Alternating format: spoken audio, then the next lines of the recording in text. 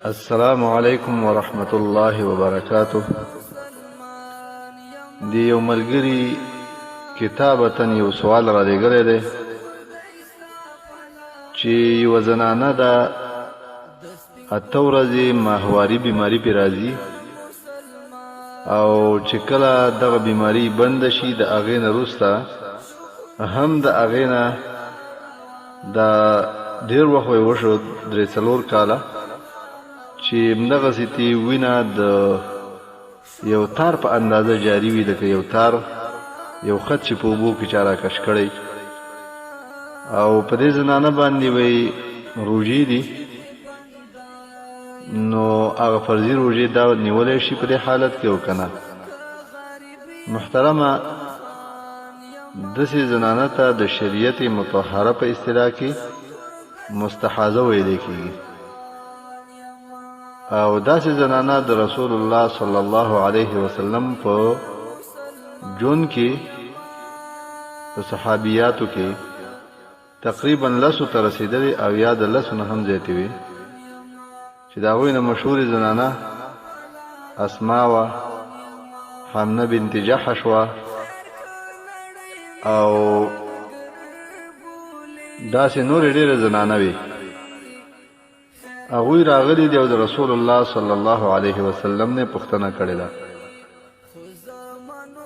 نو د رسول الله صلی الله علیه وسلم د ټولو زنانو ته په مختلفو وختونو باندې فتوا دا وه چې دا د پاکې ښځې په حکم کې ده، لکه څنګه چې احکام تکلیفي عبادات شرعیه پاکې ښځې ته متوجه دي، دغسې دې ته هم متوجه دي.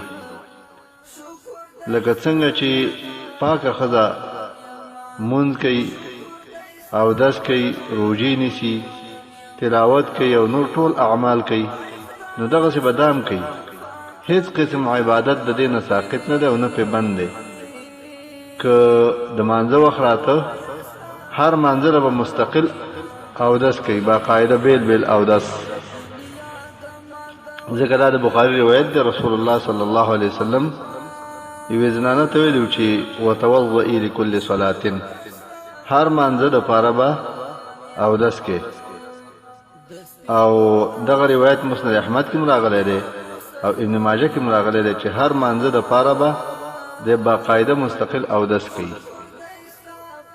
او دغه وینه چې ته بهیږي نو په دې باندې به پټۍ ږدي، یا د اوس وخت سره خو ټوزر او جنگي دي دا دي استعمال کی، او که د دې نه به وروسته وینه ترې بهېدله نو دا ملامته نه ده. نو مونځ به م کوي، اودس به م کوي او روژې به م نیسي، ټول عبادات به کوي. هېڅ قسم عبادت د دې نه ساقط نه دی. که نفلي روژې نیسي نفلي م نیولی شي، که پې فرض پاتې وي فرضي م نیولی شي. هر قسم عبادات، یعنی معنا خلاصه دا ده چې دا د شریعت په حکم کې د پاکې ښځې په حکم کې شامله شوې ده او د هېڅ قسم عبادت نه ده منع کړی شوي. د خپل خاوند سره نزدېکت او عبادتونه چې څومره دي دا ټول دې باندې بند نه دي او جایز دي ورته. نو د هرې زنانه بس دا حکم دی چې کله د هغې ماهواري بیماري ختمېدله، هرې زنانه ته خپل د ماهوارۍ ورځې معلومې، چا 5، چا 4، چا 7، چا 8، هر څونه چې وي. او د هغې نه وروسته کومه وینه د هغې نه بهیږي نو دا به استحاضه ده او په حیض کې نه حسابېږي. ټول اعمال به کوي، روژې عبادتونه ټول به کوي. او زنانه په وینې سره هم د دې فرق کولی شي، ځکه د حیض بیمارۍ وینه چې ده هغې رنګ توري او بدبویی. او درېیمه نښه دا ده چې همدغه معلومې ورځي او دې نه علاوه چې نوره وینه بهیږي چې توره نه او بدبویه نه او همیشه دپاره بهیږي، دا د حیض وینه نه ده. نو چې کله حیض نه شو بس دا د شریعت په حکم کې پاکه زنانه ده. ټول عبادات که فرضي وي او که نفلي هغه ادا کولی شي او هېڅ قسم تشویش دې نه کوي. ځکه حدیث کې رسول الله فرمایي صحابیې ته ویلي انما ذلک عرق، دا یو رګ وي چې دننه په وجود کې زخمي شي، د هغې نه دا وینه راوځي او ولیست بالحیض، او دا حیض نه دی.